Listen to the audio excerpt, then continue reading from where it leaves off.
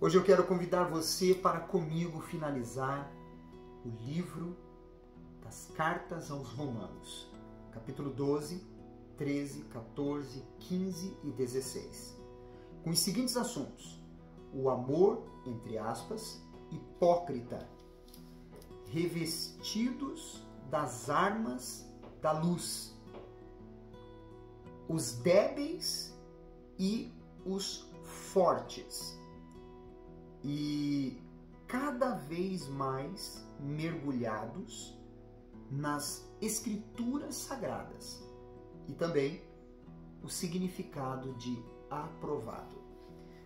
Capítulo 12, o versículo 1 diz assim, sobre a nova vida: rogo-vos, pois, irmãos, pelas misericórdias de Deus, que apresenteis o vosso corpo por sacrifício vivo, santo e agradável a Deus, que é o vosso culto racional. O culto racional é uma conexão com a mente de Deus. O sacrifício vivo é a entrega da sua existência. O sacrifício santo é viver essa existência separada dos conceitos e padrões deste mundo. O sacrifício agradável é estar pautado nos ensinamentos cristocêntricos e não religiosos. Já no versículo 2 ele diz assim: e não vos conformeis com este século, mas transformai-vos pela renovação da vossa mente, para que experimenteis qual seja a boa, agradável e perfeita vontade de Deus. Estar inconformado com este século significa viver contrário ao que este mundo prega. Libertinagem, todos os caminhos levam a Deus, toda forma de amar é o que importa. Se a mentira for para o bem, não tem problema. Segue a voz do coração e por aí vai.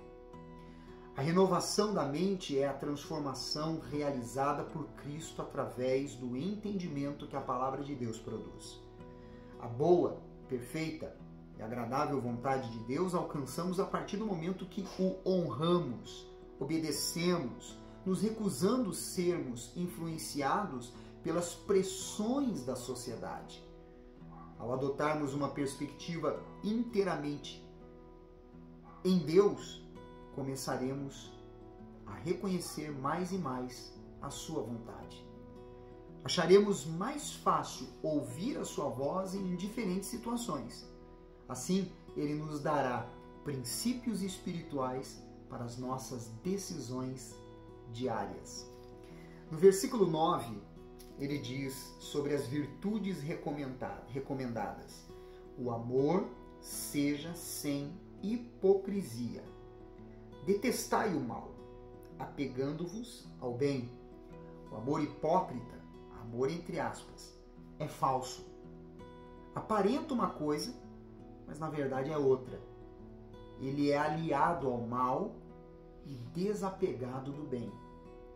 Cuidado para não estar vivenciando este amor hipócrita em um relacionamento, em um meio de amizades. No versículo 12, ele diz mais uma recomendação dentre várias aqui nestes versículos, dizendo assim: regozijai-vos na esperança, sede pacientes na tribulação, na oração, perseverantes. Devemos mentalizar aquilo que esperamos, e isso trará regozijo. Devemos ter paciência na tribulação por saber que ela é passageira. Devemos orar sem cessar, e isso não se refere a estar de joelhos de um lado para o outro, mas estar com a mente em oração. Isso nos conecta a Deus. E ainda trazendo algumas recomendações, no versículo 18 ao 21, ele diz assim: se possível, quanto depender de vós, tendes paz com todos os homens. Não vos vingueis a vós mesmos, amados, mas dai lugar à ira, porque está escrito: a mim me pertence a vingança, eu é que retribuirei, diz o Senhor. Pelo contrário, se o teu inimigo tiver fome, dá-lhe de comer, se tiver sede, dá-lhe de beber, porque fazendo isto amontoarás brasas vivas sobre a sua cabeça. Não te deixes vencer do mal, mas vence o mal com o bem. A nossa reação natural é abrir mão de poucas coisas por causa da paz. Mas a Bíblia ensina que devemos esquecer as ofensas e nos esforçar para amar os outros, orando por aqueles que nos atacam, como está escrito em Provérbios 19:11 e Mateus 5:44. Se continuarem a atacar, podemos enfrentá-los ou buscar proteção, mas para o bem deles, esperando conquistá-los, não por vingança. Mateus 18, versículo 15 ao 17, fala sobre isso. Um dos entendimentos sobre amontoar brasas vivas sobre a cabeça do suposto inimigo é fazê-lo queimar de vergonha pelo comportamento cristão que eu, você, nós devemos ter. Isso pode motivar esta pessoa a mudar. A Bíblia nunca autoriza a vingança nem a manipulação alheia. Amar os inimigos significa fazer o que, em última análise, é melhor para eles e que você gostaria que fizessem por você também. No capítulo 13, no versículo 8, quando fala sobre o amor ao próximo é o cumprimento da lei, diz: a ninguém fiqueis devendo coisa alguma, exceto o amor com que vos ameis uns aos outros, pois quem ama o próximo tem cumprido a lei. Faça a sua parte para com o próximo, independente da parte dele para com você. Não fique em dívida para com ele de forma alguma. Essa é uma conduta cristã, pois agimos assim por estarmos com a nossa vida diante de Deus. No versículo 12, quando fala sobre o dia estar próximo, diz: vai alta a noite e vem chegando o dia. Deixemos, pois, as obras das trevas e revistamo-nos das armas da luz. E ele continua falando sobre andarmos dignamente perante Deus e não segundo os costumes e tradições deste mundo. Estar revestido das armaduras da luz ou das armas da luz e não praticar as obras das trevas é um ato de prudência, pois não sabemos o nosso dia e nem a nossa hora da morte. Devemos manter o nosso comportamento como se fôssemos encontrar com Deus nos próximos minutos. Assim, não vacilaremos andando de forma indigna. Já no capítulo 14, no versículo 1 ao 4, o apóstolo Paulo fala sobre a tolerância para com os fracos na fé, dizendo: acolhei ao que é débil na fé, não porém para discutir opiniões. Aí no versículo 4 ele diz: quem és tu que julgas o servo alheio? Para o seu próprio Senhor está em pé ou cai, mas estará em pé porque o Senhor é poderoso para o suster. Existem os débeis e os fortes. Não devemos tratar com desprezo os débeis, mas acolhê-los, pois necessitam de uma mão estendida para ajudá-los na caminhada e de um alimento que os sustente. Não podemos criticar de maneira condenatória. Quem julga os outros com motivações erradas ou atitudes negativas não está procurando edificar. Antes, está tentando destruir. Devemos criticar com amor e respeito, para confrontar a pessoa com o intuito de corrigi-la. Mas lembrando de que quem corrige os outros deve ter em mente as próprias deficiências. Está escrito isso em Gálatas, capítulo 6, no versículo 1. No versículo 22 e 23 deste capítulo, quando fala sobre a liberdade e a caridade, diz assim: a fé que tens pena para ti mesmo perante Deus. Bem-aventurado é aquele que não se condena naquilo que aprova, mas aquele que tem dúvidas é condenado se comer, porque o que faz não provém da fé. E tudo o que não provém da fé é pecado. Não podemos impor aquilo que temos fé, desejando que outros tenham. A fé é algo individual e particular. Aquilo que cremos, pode o meu próximo não crer.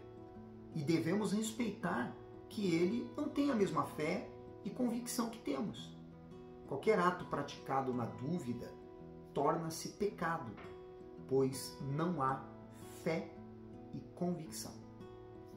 No capítulo 15, no versículo 4, quando fala sobre a imitação a Cristo, a simpatia e o altruísmo, ele diz assim: pois tudo quanto outrora foi escrito para o nosso ensino, foi escrito a fim de que, pela paciência e pela consolação das Escrituras, tenhamos esperança. Cada dia mais devemos mergulhar nas Escrituras Sagradas. É ela que renova as nossas esperanças, revelando o futuro glorioso de Deus para os cristãos, lembrando-nos da graça e do poder de Deus, recursos que fortalecem o cristão, dando exemplos dos que perseveram por causa da fé e desafiando-nos a fazer da mesma forma como temos visto nestes exemplos na palavra de Deus. No versículo 5 ao 7, ele diz: ora, o Deus da paciência e da consolação vos conceda o mesmo sentir de uns para com os outros, segundo Cristo Jesus, para que concordemente e a uma voz glorifiquei ao Deus e Pai de nosso Senhor Jesus Cristo. Portanto, acolhei-vos uns aos outros, como também Cristo nos acolheu para a glória de Deus. Os cristãos, eles não concordam em tudo, mas o alvo não é pensar da mesma maneira ou evitar toda e qualquer discordância. O alvo é glorificar a Deus. Podemos esforçar-nos por uma unidade em Cristo que supere as nossas diferenças, preferências e personalidades. As nossas diferenças não precisam nos dividir. Pelo contrário, a nossa diversidade pode capacitar-nos a multiplicar o nosso louvor e serviço a Deus. Dons diversos podem combinar-se para a glória de Deus. E no último capítulo de Romanos, no versículo 1 diz: recomendo-vos a nossa irmã Febe, que está servindo a igreja de Cencreia. E lá no versículo 10, ele diz: saudai Apeles, aprovado em Cristo, saudai-os da casa de Aristóbulo. Essas pessoas que nós acabamos de ler foram pessoas aprovadas em Cristo, que significa maduro na fé, que significa que suportou e perseverou diante das provas, fazendo assim, pelo seu exemplo, que outros fossem aprovados. Deus nos prova para nos purificar e nos fortalecer. E para terminar, o versículo 17 e 18 diz: rogo-vos, irmãos, que noteis bem aqueles que provocam divisões e escândalos em desacordo com a doutrina que aprendestes. Afastai-vos deles, porque estes tais não servem a Cristo nosso Senhor, e sim ao seu próprio ventre, e com as suas suaves palavras e lisonjas enganam o coração dos incautos. Não ande com quem causa divisões. Esse tipo de pessoa contamina com suas palavras e comportamentos. Essa é uma forma de blindar a sua mente e também a sua fé. Bom, nós ficamos por aqui. Amanhã eu volto novamente, indo até o livro de Atos, para continuarmos o nosso devocional. Você é especial para Deus. Não esqueça de compartilhar este vídeo com o máximo de pessoas. Até amanhã.